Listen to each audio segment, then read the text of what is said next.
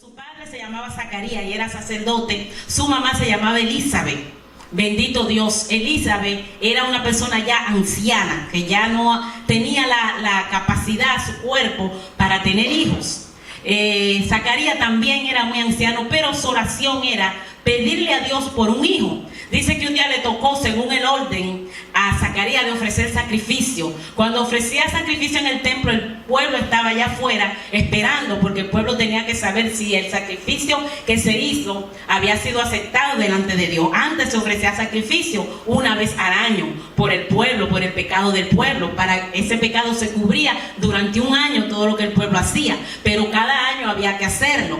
Por eso dice la Biblia que Cristo vino y ofreció el sacrificio una vez y por todas, y ya no hubo más sacrificio que ofrecer, porque Cristo mismo se ofreció como ofrenda por nuestro pecado. Solamente tenemos que llegar a Él, aceptarle como Señor y Salvador de nuestras vidas y andar una vida agradable como Él requiere. Dice que Él ofrecía sacrificio y el pueblo esperaba, pero allá se le aparece un ángel del Señor, el ángel Gabriel, y le dice: mira, Zacarías, tu oración ha sido escuchada, tu mujer Elizabeth va a tener un hijo. Dice que aquel hombre, aquel sacerdote, dice, se llenó de miedo, se llenó de pavor y empezó a temblar. Y dice que entonces le dice al ángel: pero ¿y cómo va a suceder esto? Si yo soy ya viejo y mi mujer ya es de avanzada edad. O sea que no había posibilidad. Pero recordemos también a Sara y a Abraham, porque para Dios no hay nada imposible. Pero cuando él le dice esto al ángel, él dudó. Entonces el ángel le dijo: mira, por cuanto no ha creído, yo he venido de parte del Señor a darte estas buenas nuevas a ti, para que tu mujer sea fértil. Pero por cuanto no ha creído, entonces te vas a quedar mudo hasta que se cumpla esta palabra que te he hablado. Dice que se tardó y ya el pueblo, la multitud afuera, entendía que estaba sucediendo algo.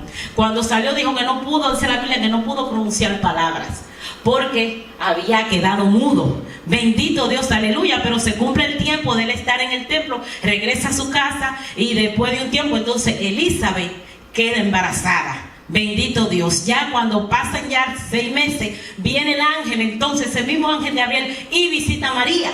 María y Elizabeth eran primas, eran parientes. Y es cuando el ángel le dice: mira, bendita eres entre todas las mujeres. Y le habla de que Dios había tenido favor, había hallado favor para con María, que era una mujer virgen. Y estaba también, dice, desposada con José, que era su novio, pero todavía no habían consumado nada. Bendito Dios. Entonces cuando el ángel le da la promesa a María de que iba a tener un hijo, que era Jesús, cómo le iba a llamar, quién iba a ser, iba a ser grande, iba a rescatar al mundo, iba a rescatar todo lo que se había desconectado de Dios, Jesús lo iba a conectar otra vez. Entonces le hace referencia de Juan y le dice: y tu parienta Elizabeth también vas a tener un hijo, y este será grande y será admirado y rescatará al pueblo, conquistará a Israel y le hará entender al pueblo su pecado, porque ya habían habido años y años de silencio donde no había palabra de Dios, no había profecía, no había nada, se había quedado todo. Y el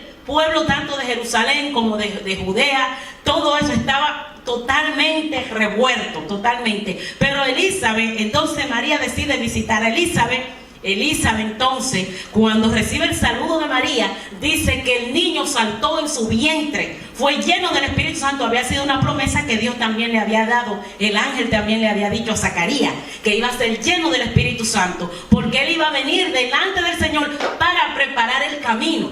Bendito Dios, puesto que había tanto silencio, puesto que no había profeta, puesto que no sucedía nada, alguien tenía que venir antes a anunciar esa llegada de ese reino que iba a cambiarlo todo, que iba a revolucionar todo, que iba a cambiar la historia una vez y por siempre. Porque todavía la historia sigue hablando y va a seguir hablando hasta el fin del tiempo, hasta el fin de la historia, hasta el fin del mundo. La llegada de Jesús, la llegada del Mesías, va a seguir siempre dando de qué hablar. Y por esa llegada estamos nosotros aquí. Amén.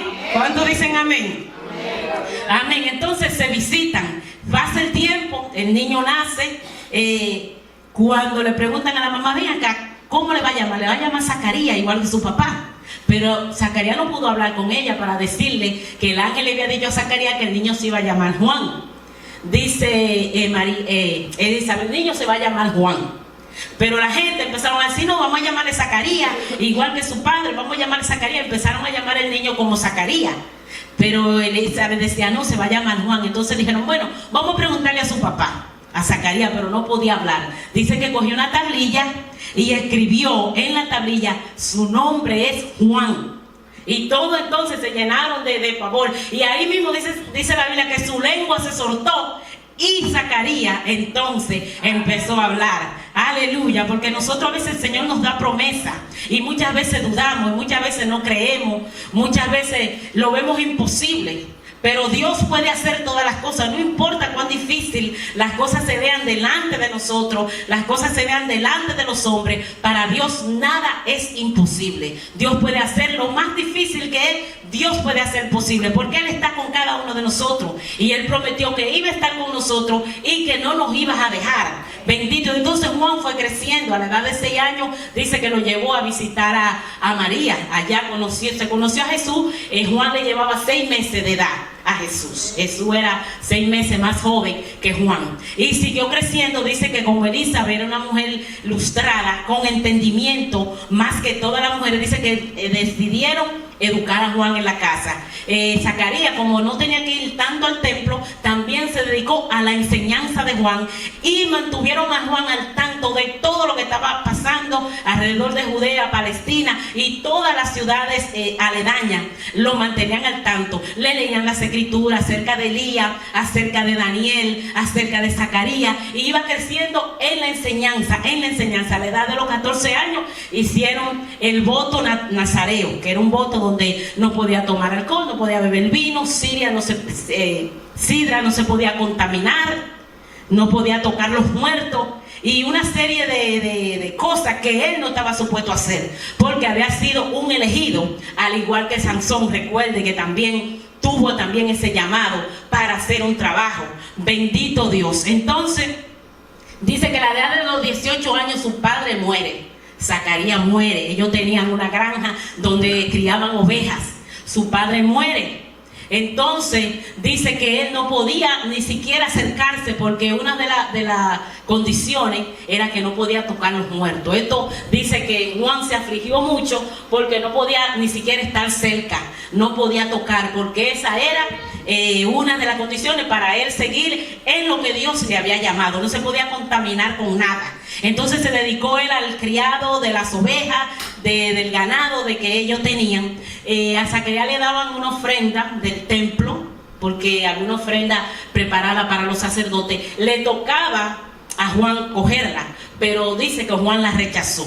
Juan no quiso tomarla. Entonces se dedicó a la crianza, y por medio de la crianza de las ovejas, entonces ellos de ahí se mantenían, de la leche, de la lana. Dice que se separó hacia el desierto de Hebrón con sus ovejas, a pastorear sus ovejas, a criar sus ovejas, mientras que Elizabeth se quedó con unos parientes. Dice que bajaba cada año, le traía, vendía la leche, vendía la lana y sustentaba a su madre. Pero después de un tiempo dice que Elizabeth también murió. Los parientes no quisieron decirle nada a Juan porque sabían que Juan no podía tener contacto con muertos, y deciden enterrarla. Esto también le da duro a Juan. Pero entonces ya Juan, antes que Elizabeth muriera, ella lo mantenía al tanto de todo lo que estaba sucediendo y veía todo. Y también los judíos tenían esa expectativa y esa esperanza que iba a llegar un Mesías, que iba a llegar alguien a arreglar todo, que iba a llegar alguien a traer palabras de Dios. Que los judíos tenían creencias diferentes, creían que alguien tenía que venir a cambiar el rumbo de la historia, y tenían esa expectativa. Entonces Juan entiende, se crió leyendo los escritos de Elías. Por eso es que cuando dice que irá delante, que tendrá la característica de Elías, dice que le llamó mucho la atención la escritura de Elías, y empezó a vestirse como Elías, que era de cuero de camello, de sandalia. Lo que se alimentaba era de lo que él mismo criaba: la miel silvestre, langosta comestible, leche de cabra, y de esto vivía Juan. Tenía alguien también que trabajaba con él, y Juan entendió que él tenía que empezar el llamado por lo cual empieza es su llamado. Y Juan empieza a predicar el evangelio, y Juan empieza a hablar del Señor, y Juan empieza a decir: mire, yo bautizo en agua, pero detrás de mí viene uno que yo no soy digno de desatar la correa de su calzado. Y él os bautizará con Espíritu Santo y fuego. Y empieza, dice que vinieron unos fariseos, aquellos que no creían, aquellos que eran hipócritas, aquellos que llevaban una vida, una doble vida, que vivían una vida delante del pueblo, pero también tenían una vida secreta, donde hacían todo tipo de pecado. Y Juan dice en la Biblia, en la lectura, que era un hombre recto, directo, que te iba al punto, que no se andaba con rodeo. Bendito Dios. Por alguna razón digo yo que Dios lo llenó del Espíritu Santo. Por alguna razón digo yo que Dios lo separó de las demás personas para que no se contaminara, para que pudiera llevar el mensaje limpio, para que pudiera llevar el mensaje puro al pueblo de Israel específicamente. Bendito Dios. Y empezó a predicar acerca del bautismo. Dice que venían personas de todas las reuniones, de todas las regiones. Dice que tenían discípulos también. Habían discípulos que también Juan los discipulaba, que también Juan le enseñaban, que eran seguidores de Juan. Bendito Dios. Y a esta gente Juan le enseñaba acerca del Mesías. Juan le leía acerca de Zacarías, le leía acerca de Isaías, cuando Zacarías dijo: voz del que clama en el desierto, prepara el camino del Señor, enderezar senda, hacer carretera llana, para que lo áspero se allane. Bendito Dios, aleluya. Y hablaba del mismo Jesucristo. Bendito. Y él empezaba a hablar, y la gente le preguntaba, y la gente indagaba, y mucha gente curiosa, porque te querían esa llegada. Es como cuando usted está en espera de algo. Vamos a decir que usted no tiene empleo, y que usted va y lleva su resumen a un lugar, y usted está esperando que le llamen, y usted dice: ay, pero me van a llamar, y usted tiene esa esperanza que usted va a recibir ese trabajo. Bendito Dios. O usted está pasando por una situación difícil, una situación crítica, y usted guarda una esperanza allá adentro que esto va a salir. Bendito Dios, aleluya, que usted va a salir de esa situación. Usted está orando por una petición delante de Dios, y usted tiene esa esperanza y esa expectativa que esa oración, esa petición va a ser escuchada delante de Dios, y que su petición llegará, y que su condición llegará. Así estaba todo el pueblo. Bendito Dios. Aunque seguían también en la maldad. Estaba Herodes Antipa, que era en esos tiempos también, que también estaba lleno de injusticia, aunque tenía también conexión con Juan, y Juan también hablaba, porque ellos conversaban antes de eso. También sabía la vida de pecado que también llevaba Herodes. Y dice que venían mucha gente para ser bautizados. Hacían filas y filas. Mucha gente esperaba. Mucha gente le preguntaban a Juan, le indagaban a Juan acerca de esa llegada de ese Mesías. Porque iba a rescatar al mundo del pecado. Iba a poner el fin a su sufrimiento. Iba a poner el fin a aquello que lo oprimía. La esclavitud estaba también bien metida en ese tiempo. Y los amos oprimían también a sus siervos. Y Juan le decía: mire, suelto a los amos, que no opriman a sus siervos. Le hablaba a los granjeros en la venta también de lo que ellos vendían, que fueran justos. Y le explicaba y hablaba a todos. Juan le daba el mensaje. Era un mensaje fuerte. Dice que era rudo en el mensaje. Hoy en día quizás diríamos radical. Porque cuando decimos lo que la palabra establece o lo que la palabra dice: ay, pues esa persona sí es dura, esa persona sí es radical, esta persona sí es esto, porque muchas veces no queremos escuchar lo que el Señor nos quiere dejar saber a nosotros. Y seguía Juan predicando, bendito Dios, aleluya. Y un día, esa persona, Juan tenía la obligación de identificar ese personaje. 2 años y medio hablando de ese personaje.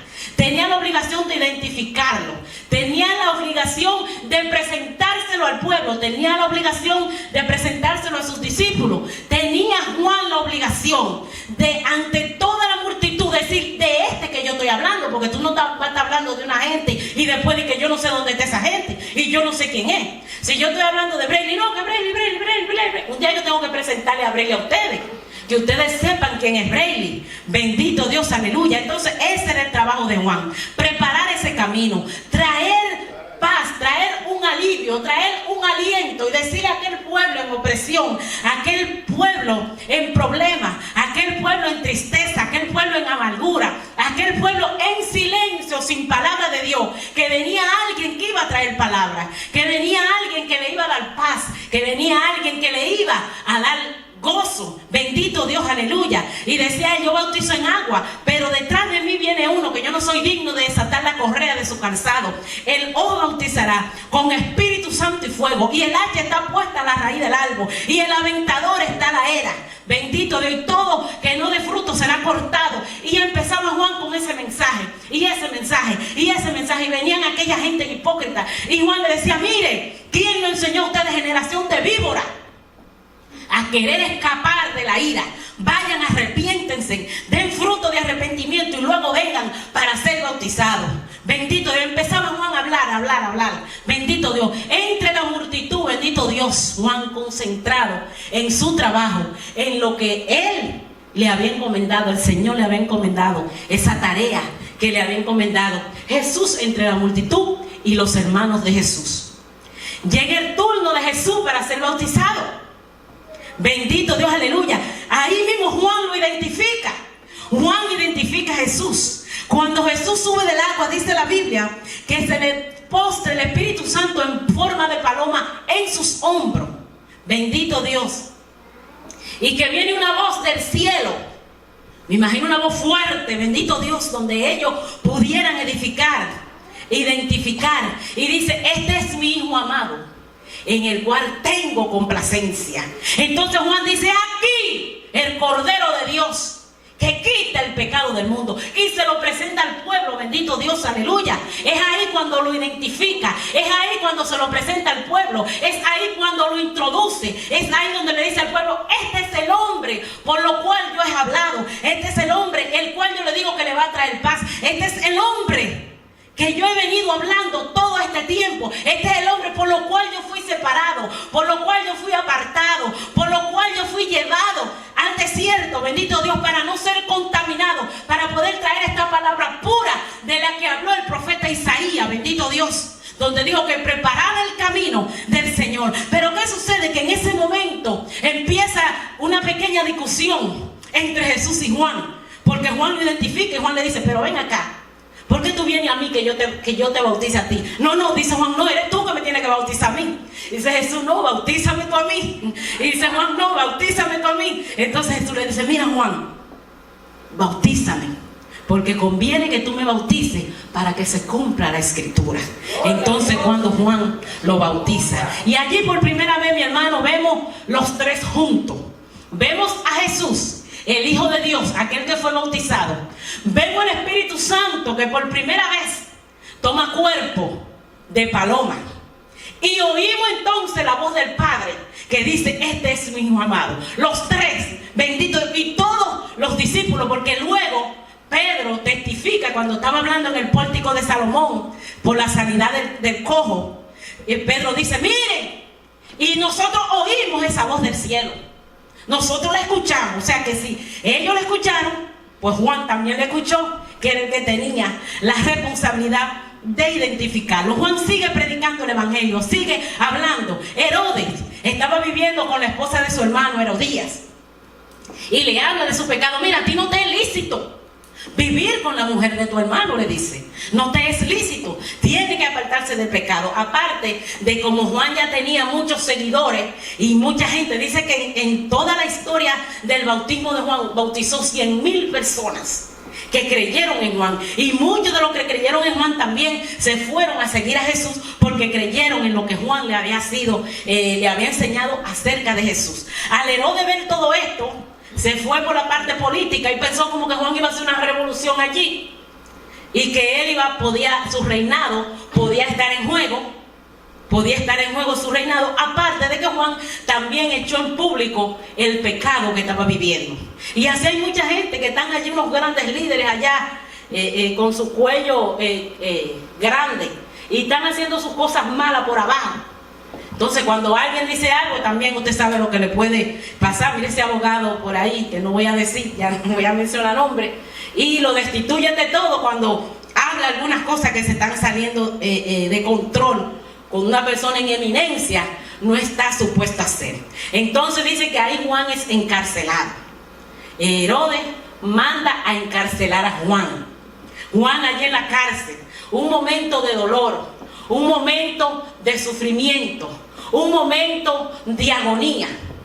Juan allí entonces empieza a dudar. Y yo no estoy juzgando a Juan, No estamos condenando a Juan, porque todos en un momento dado, en una situación difícil, nos viene la duda.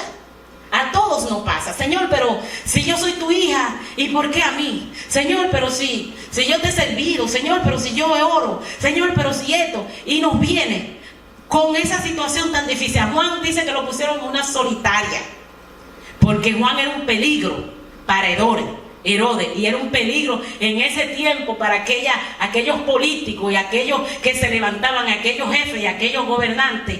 Era un peligro Juan. Dice que entonces lo encarcelan. Juan entonces allí en ese momento empieza a tambalear, diría yo, como nos puede suceder a todos. A todos nos puede suceder. Juan entonces dice, mira, pero yo predicaba y hablaba de él y el libertador y como que esperaba otra cosa. ¿Qué podemos nosotros pensar cuando la voluntad de Dios es diferente? Cuando la voluntad de Dios o lo que nosotros es contraria a lo que nosotros esperamos. Que Señor, yo esperaba que esto fuera así, pero ¿por qué sucedió así? ¿Qué nosotros podemos pensar? ¿Qué nos deja pensar a nosotros? Van los discípulos de Juan y le dicen, mira Juan, pero tú hablabas de él. Y tú, porque no van a faltar esa gente siempre que vengan a meter cuchillo, como dicen nosotros. Y lo vemos en los amigos de Job, que fueron, Job, pero examínate, seguro tú estás en pecado, porque ¿por qué tú estás en esa condición? Y esa gente van a llegar. Y vienen los discípulos de Juan y le dicen, mira, pero Juan, y tú hablabas tanto de él y testificabas de él y atestiguabas de él, y ahora mira, y mírate a ti en esa condición, mientras que él está por ahí comiendo con publicanos, comiendo con gente pecadora y haciendo esto, y mírate a ti donde está encarcelado. Pero Juan empieza a hablar y le dice, no, él no puede hacer nada de mí si no viene desde allá arriba. Dice Juan, es necesario que yo mengüe para que él crezca. Y Juan empieza a hablarle a sus discípulos, y dice que sus discípulos salieron de ahí, mudos salieron de ahí. Pero entonces parece que se le sembró la duda, y dice que llama a dos de sus discípulos y dice, mira, vayan, pregúntenle a Jesús si es él o si todavía hay que esperar a otro. Pero como tú, que duraste 2 años y medio hablando de ese personaje, como tú que lo viste, como tú que lo bautizaste, como tú que lo identificaste, como tú que escuchaste esta voz, y ahora dice, mira, pero vayan, pregúntenle a ver si todavía hay que esperar a alguien. Entonces nos llega la duda, nos llega la abrumación, nos llega el dolor en un momento de problema, en un momento de dificultad, en un momento difícil. Bendito, y por eso que le puse la ilustración, porque ya cuando este animalito hizo todo lo posible por salir del problema, ya se encontró en una encrucijada, ya no podía más. Ya lo que hizo fue empezar a gritar. Y al empezar a gritar y a clamar, entonces ahí viene la madre y le da la ayuda. Amén. Entonces, ¿qué nos dice a nosotros también? En el momento difícil, clamemos a Dios. Y esto fue lo que hizo Juan. ¿Por qué hice la comparación? Porque Juan pudo haber buscado a aquella gente contemporánea de él, o ir a los profetas, o ir a aquello y decirle, mire, investiguen en los libros, investiguen a ver si es verdaderamente él. Sin embargo, Juan dijo, vayan donde él. Entonces, ¿qué nos dice nosotros? Que debemos ir a la persona correcta. Debemos ir a la persona indicada. Y muchas veces tenemos problemas y tenemos dificultades, y en vez de ir de rodillas y clamar a Dios y pedirle a Dios, vamos a hablarle a este, mira que este es esto, que este me hizo aquel, mira que aquel, y esas personas no nos pueden ayudar. Porque el único que puede y tiene la capacidad para ayudarnos es Él. Amén. Entonces tenemos que ir a la persona correcta, a la persona indicada. Y Juan dice, vayan, pregúntenle. Pero simplemente Juan quería, como una vez más, asegurarse, porque Juan dice, pero ¿por qué languidece mi alma? Ya tenía 1 año y medio preso. Dice, pero ¿por qué languidece mi alma? ¿Por qué languidece mi espíritu? Ya Juan entendía que ya su hora estaba llegada. Ya Juan entendía que ya él lo que quería asegurarse, que él había cumplido con lo que a él se le había comentado, que ya la persona indicada había llegado, y que ya sucediera lo que le sucediera, ya él había hecho el trabajo. Eso era lo que él quería asegurarse, y por eso manda a decir, pregúntale si es él o si vendrá otro. Amén. No lo veamos simplemente como un momento de que no creyó, sino que le llegó un poquito la duda y quiso asegurarse que su trabajo había sido bien hecho, que su trabajo había sido completado, bendito Dios. Y cuando Jesús le manda la respuesta, dile a él, mira que los cojos están siendo sanados, dile que los muertos están siendo resucitados, dile que los enfermos se sanan, dile a él que el evangelio está siendo predicado, dile. Entonces le manda esa respuesta no directa, porque tampoco le manda una respuesta directa, dile que soy yo, pero le manda a decir las señales que estaba él supuesto a tener, que Juan la sabía. Bendito Dios. Fue cuando Juan se quedó tranquilo. Los discípulos también le decían, pero maestro, pero no va a hacer nada por Juan. Jesús sabía que él no podía interferir. Él sabía que Juan había completado el trabajo. Y Jesús sabía también lo que le esperaba a Juan.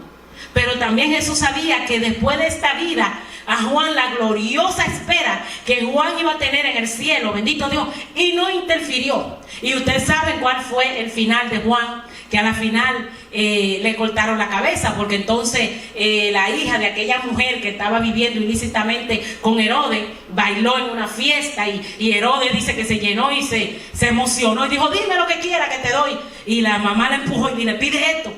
Que a veces también hacemos cosas porque otro nos empuja a hacerlas.